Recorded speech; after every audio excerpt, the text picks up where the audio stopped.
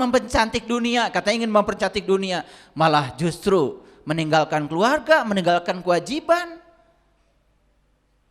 Saya terus terang ya, kalau saya pada orang-orang yang dekat ya sering bilang, kenali dirimu.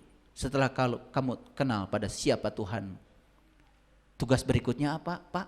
Tugas berikutnya cari duit yang banyak, senangkan keluarga. Itu aja kalau saya sederhana ngajar ngaji. Jadi tugas kita di dunia itu apa? Ikut mempercantik dunia yang sudah cantik ini. Gimana caranya? Belajar kitab suci, belajar Quran, belajar agama. Semua muaranya supaya kita semua jadi manusia yang terbaik. Manusia yang bermanfaat. Kata Rasulullah, sebaik-baik manusia yang bermanfaat bagi orang lain. Saya bukan anti ngaji. Kalau kalian baru baca bahasa Arabnya, manfaatnya apa? Kan harus dibuka kan? Artinya dibuka pesannya. Namanya juga surat. Surat itu ada pesan. Quran surat Al-Baqarah. Udah tahu gak pesannya apa? Kan surat. Quran surat Ali Imran. Sudah tahu pesannya apa? Kan surat. Jangan surat dibaca. Setelah itu ditanya, isinya apa Bu? Tadi surat yang ibu baca. Teuing teu nyaho.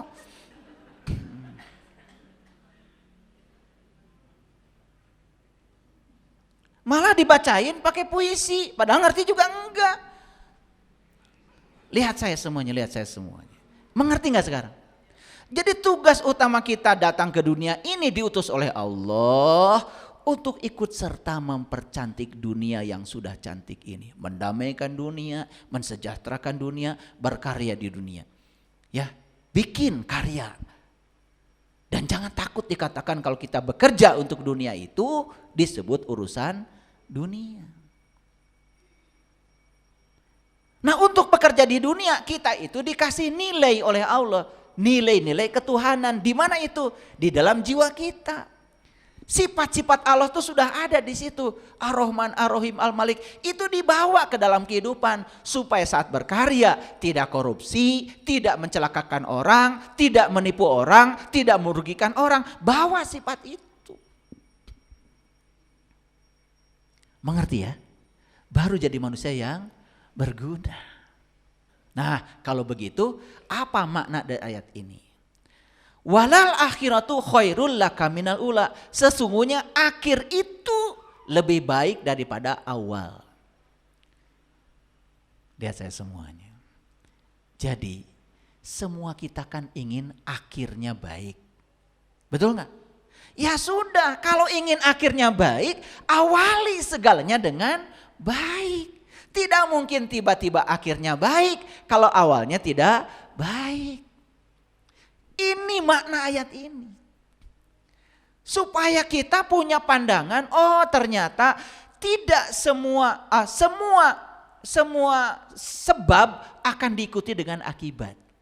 Kalau saya ingin dapat akibat yang baik, berarti saya harus menciptakan sebab yang baik.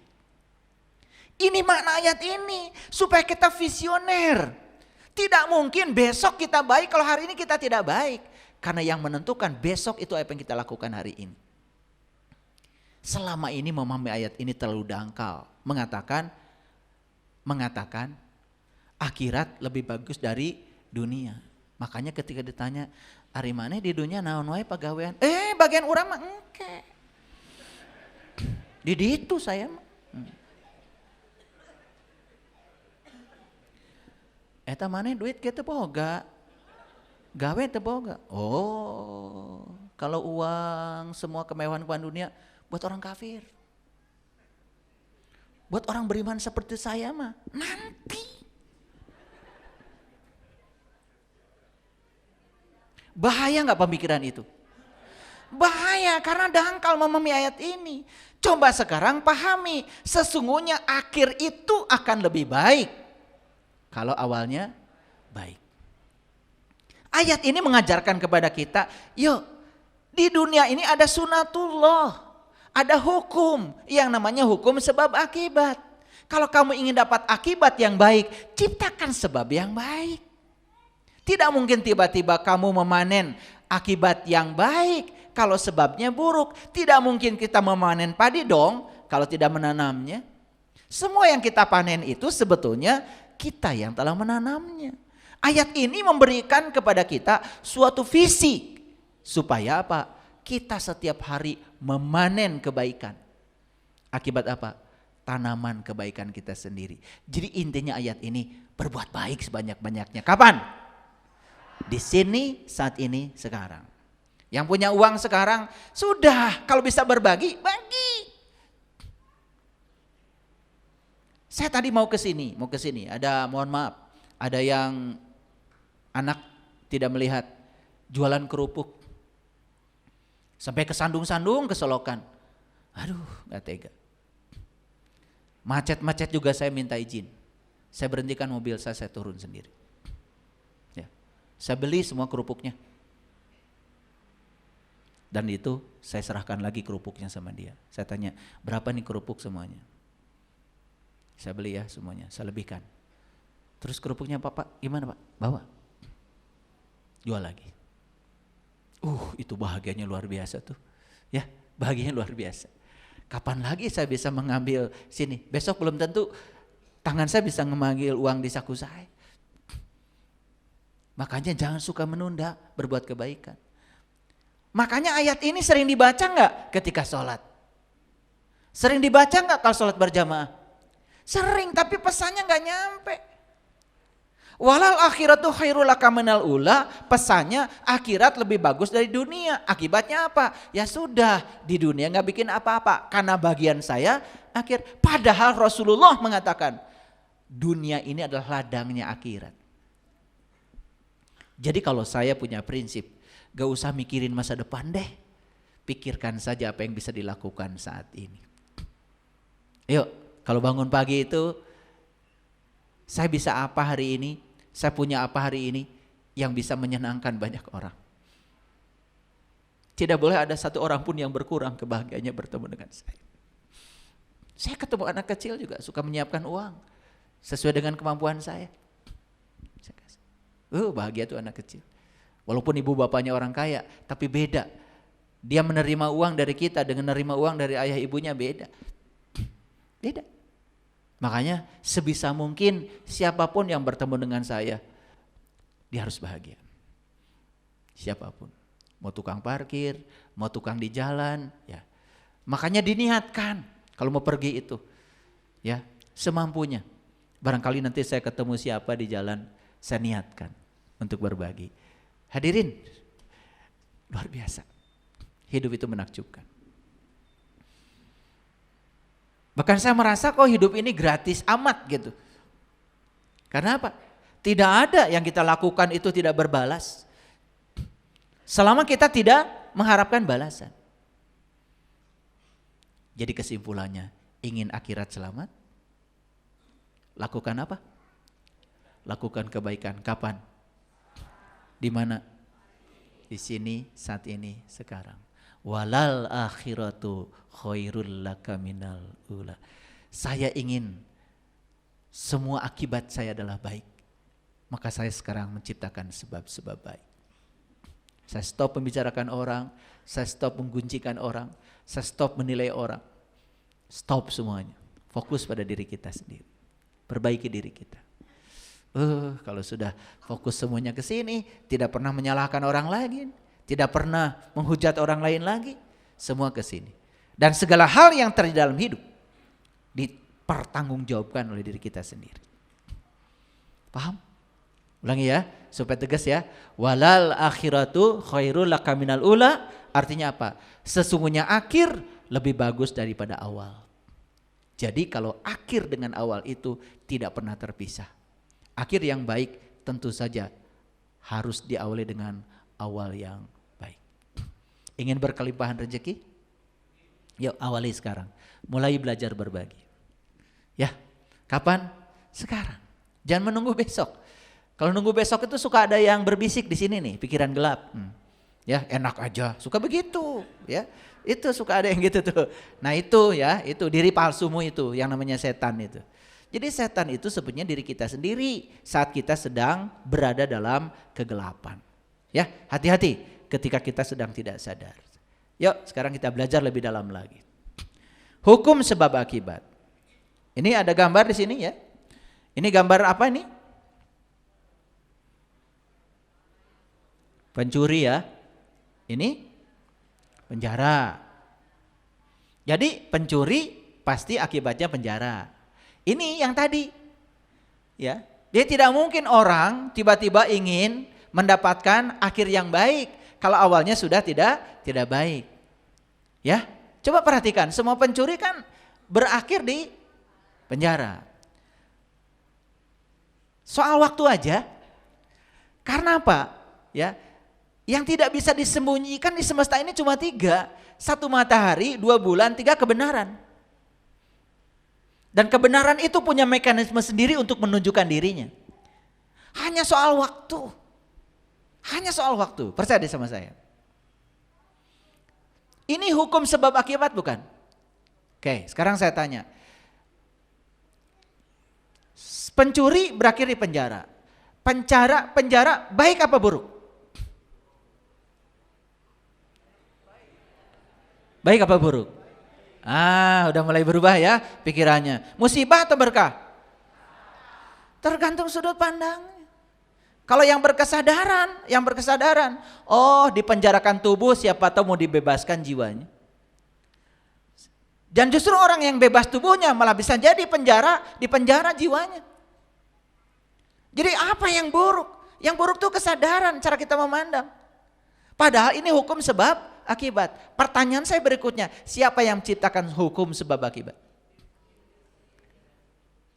Yang menciptakan hukum sebab akibat itu Allah. Maka disebutnya enggak sunnatullah, disebut hukum alam. Dan hukum alam tidak pernah salah. Tapi yang menciptakan sebab dan akibat kita. Ulangi ya. Yang menciptakan sebab dan akibat kita. Tetapi yang menciptakan hukum sebab akibat Allah. Makanya Allah tuh dengan cinta kasihnya menciptakan sunnatullah. Jadi kalau begitu masuk penjara itu cinta kasih Allah bukan? Di situ dia akan merenung. Oh begini akibatnya kalau saya mencuri.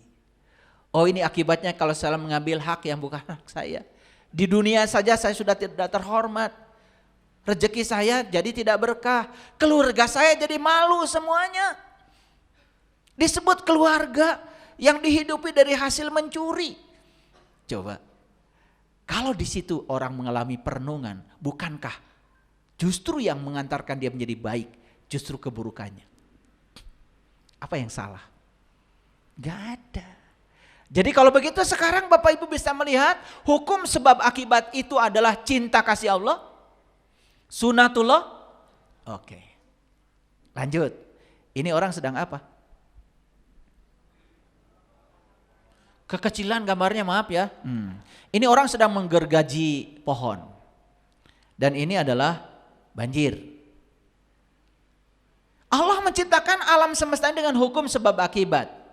Yang menggergaji pohon bukan Allah, orang. Itu sebab. Akibatnya banjir. Jadi jangan marah-marah ketika banjir.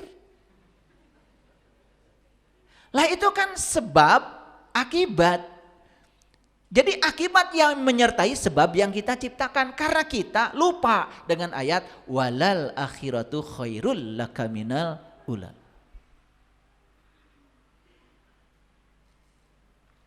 Nih, yang bawah ini apa? Rokok ada asapnya ya. Ini paru-parunya bolong. Ini sebab, ini akibat. Maaf ya kalau saya bukan anti rokok. Yang anti rokok tuh yang merokok. Coba yang merokok itu saking bencinya sama rokok, habis beli langsung dibakar. Luar biasa. Iya, makanya perokok tuh anti rokok. Makanya kalau saya enggak usil ya. Cuman saya cerita contoh hukum sebab akibat. Jangan tersinggung ya, jangan tersinggung.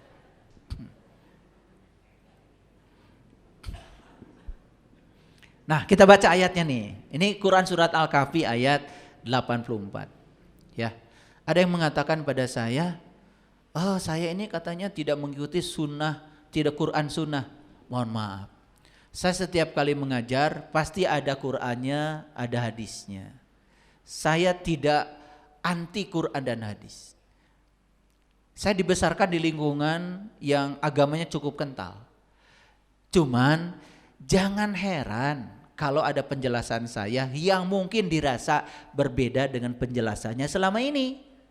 Karena saya mencoba menyelam lebih dalam. Seperti tadi kalimat walal akhiratu khairul laka minal ula. Kan bahaya kalau semua orang memahami bahwa kita mah hidupnya nanti di akhirat. Lalu tidak berbuat apa-apa kan di sini. Padahal itu adalah dunia dan akhirat itu hukum sebab akibat. Jadi harusnya ciptakan sebab sebaik-baiknya. Sebab yang baik sebanyak-banyaknya di dunia ini. Gak usah mikirin nanti. Ya, insya Allah nanti akan dapat kebaikan. Makanya Allah mengatakan cara melayani Allah yang paling bagus adalah melayani orang-orang yang butuh pertolongannya. Itu seperti Nabi Musa yang ditegur itu kan isyaratnya sudah jelas. Aku tidak sakit Musa, tapi kalau kau menjenguk tetanggamu yang sakit, berarti kau menjenguk aku. Itulah pelayanan yang sebenarnya. Makanya cocok dengan hadis Nabi yang mengatakan sebaik-baiknya manusia yang berguna bagi manusia yang lain. Ya, kalau ada yang sakit, ya bantu, tanya sakit apa, dirawat di mana, biayanya berapa. Walaupun cuman sepeser yang kita sumbangkan lebih bagus daripada sekedar membacakan Al-Fatihah.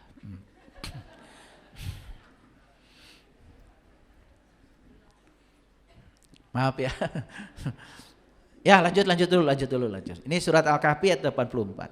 Sesungguhnya kami telah memberi kekuasaan kepadanya di bumi. Kepada siapa? Kepada semua makhluk. Kita tuh diberi kuasa. Awas ya, kekuasaan itu bukan jadi RT, bukan jadi RW, bukan jadi lurah, bukan jadi camat, bukan jadi presiden, bukan. Itu kekuasaan yang dimaksud oleh Allah di ayat ini adalah kita itu diberi kuasa untuk menentukan nasib kita sendiri. Kita mau jadi apa, kita menjadi siapa dalam kehidupan ini, kita telah diberi kuasa oleh Allah. Semua kita diberi waktu yang sama 24 jam. Semua kita diberi mata yang sama 2, telinga yang sama 2, diberi jari tangan 10, jari kaki 10, kakinya 2, semua alatnya sama. Jadi semua kita sudah diberi kekuasaan yang sama oleh Allah. Ingat, kekuasaan yang dimaksud di sini adalah menguasai diri sendiri. Makanya bahaya kalau orang sudah jadi pemimpin, padahal dia masih banyak konflik dengan dirinya sendiri. Pemimpin yang korup itu karena dia masih konflik dengan dirinya sendiri, masih belum selesai.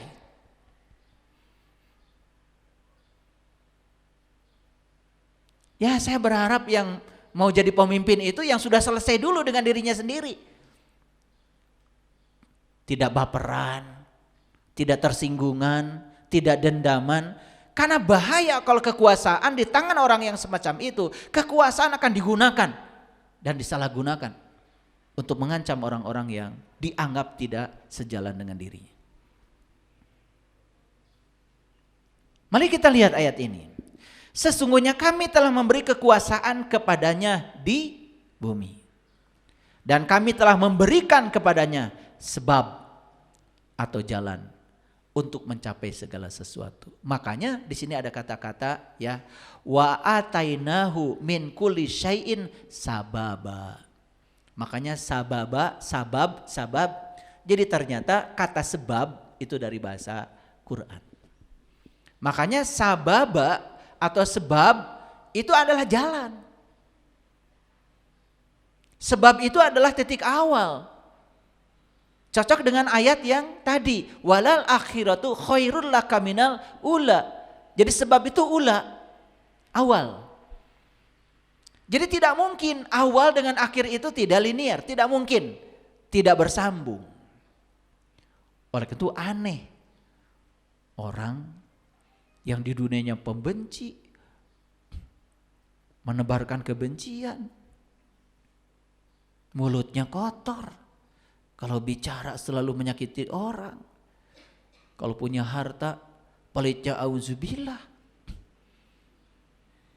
tiap hari ya mengimajinasikan tempat istimewa di surga.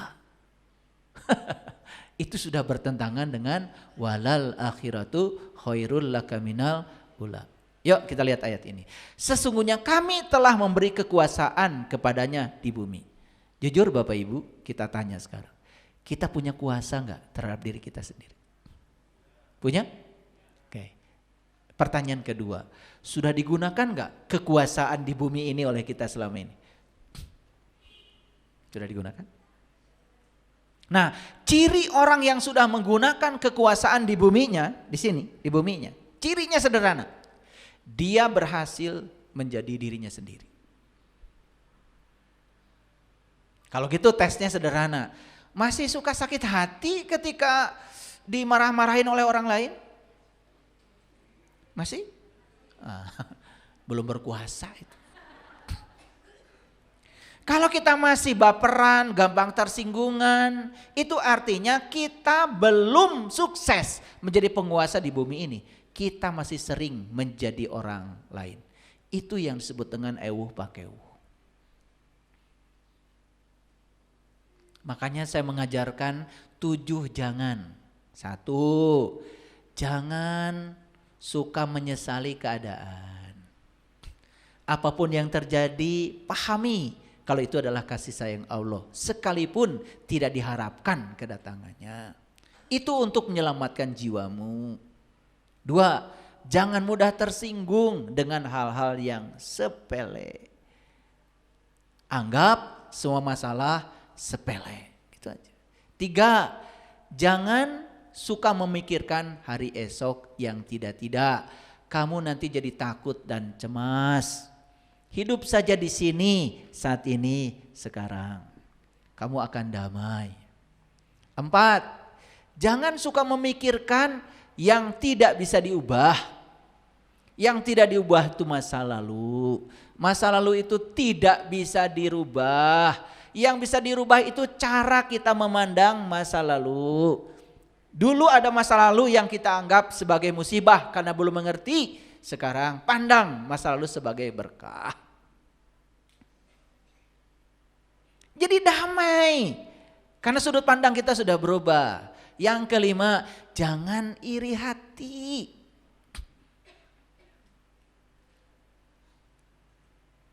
Jangan iri hati.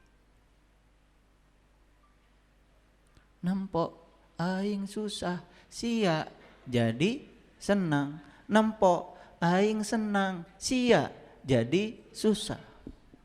Nempok aing nanyung sia jadi muyung.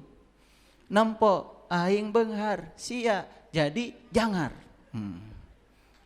Nempok aing sukses sia jadi stres. Itu lagu bagus itu. Judulnya Penyakit Hati. Ini nomor 5 ini. Ya. Jadi kalau kita masih begitu terus, ya Allah, itu bakat untuk jadi orang miskin. Makanya orang yang kayak gitu gak pernah maju hidupnya. Batur benghar sia jadi jangar. Nempok aing moyan sia nu hareudang tuh. Aing nu moyan sia nu hareudang. Betul enggak? Aduh, itu lagu bagus ya. Saya dengar lagu itu, aduh itu lagu Islami banget itu.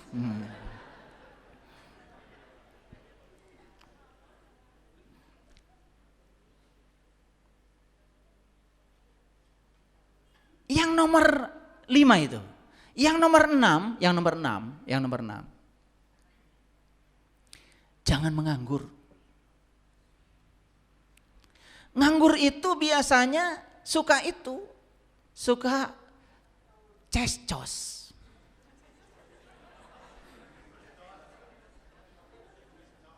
Cuscos.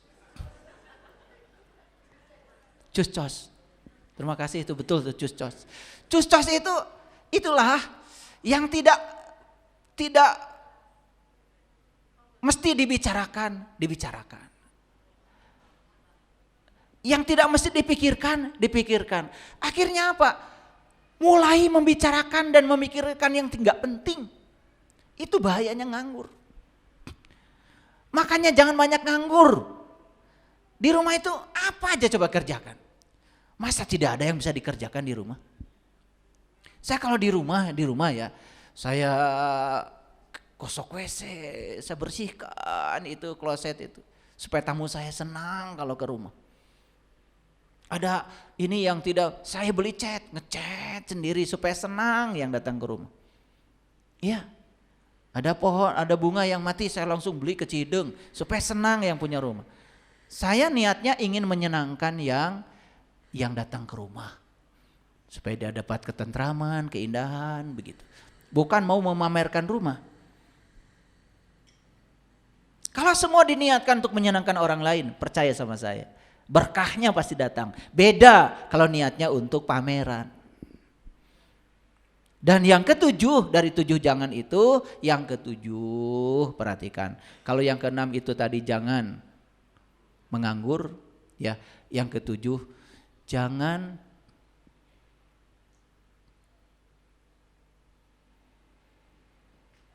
lupa lagi yang ketujuh ya. Nanti lagi ingat lagi. Kayaknya nggak boleh saya menyampaikan yang ketujuh ini. Ya. Jadi dari 7 itu ya. Saya ulangi lagi. Yang pertama jangan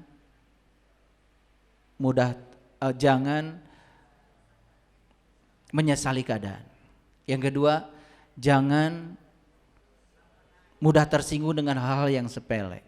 Yang ketiga, jangan memikirkan hari esok yang tidak-tidak. Kita jadi cemas, jadi khawatir. Yang keempat, jangan memikirkan sesuatu yang tidak bisa diubah, masa lalu. Yang kelima, jangan iri hati. Yang keenam, jangan menganggur. Yang ketujuh belum ingat. Jadi sesungguhnya kami telah memberikan kekuasaan kepadanya di bumi dan kami telah memberikan kepadanya sebab. Jadi kita ini telah diberi oleh kekuasaan untuk menciptakan sebab. Ini ayat.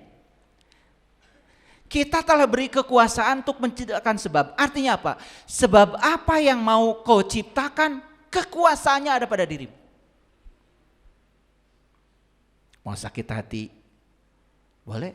Gak sakit hati, boleh. Mau menerima, boleh. Mau menolak, boleh. Kekuasaannya sudah ada di sini. Di sini.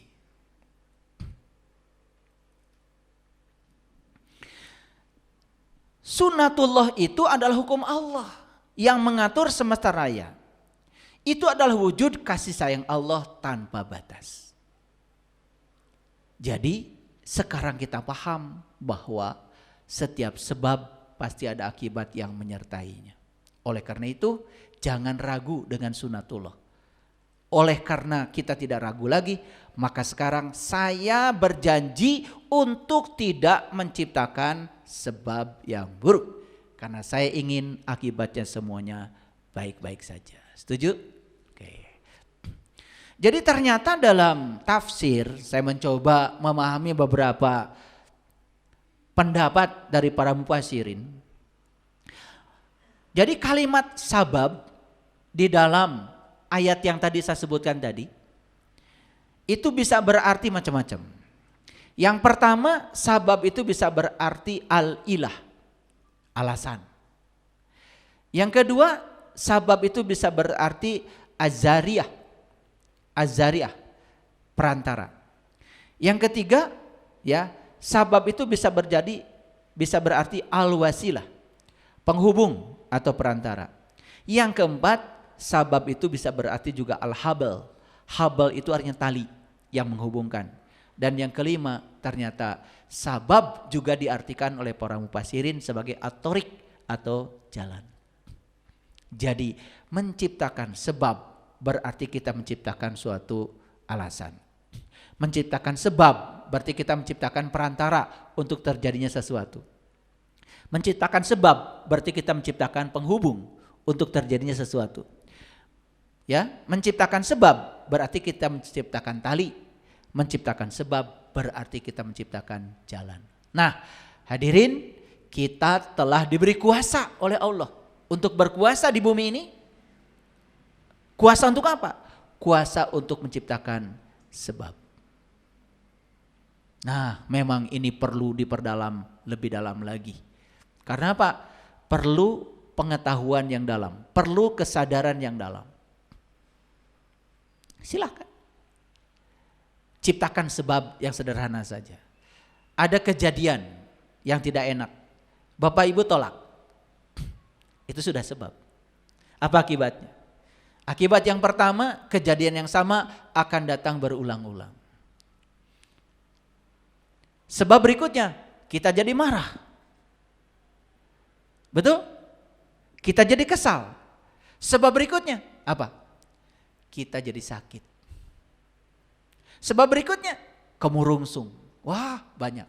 Sebab berikutnya, kita menarik lagi semua hal yang tidak baik ke dalam kehidupan kita. Berlaku like attracts like, hukum tarik menarik. Jadi dari satu sebab itu akibatnya bisa banyak.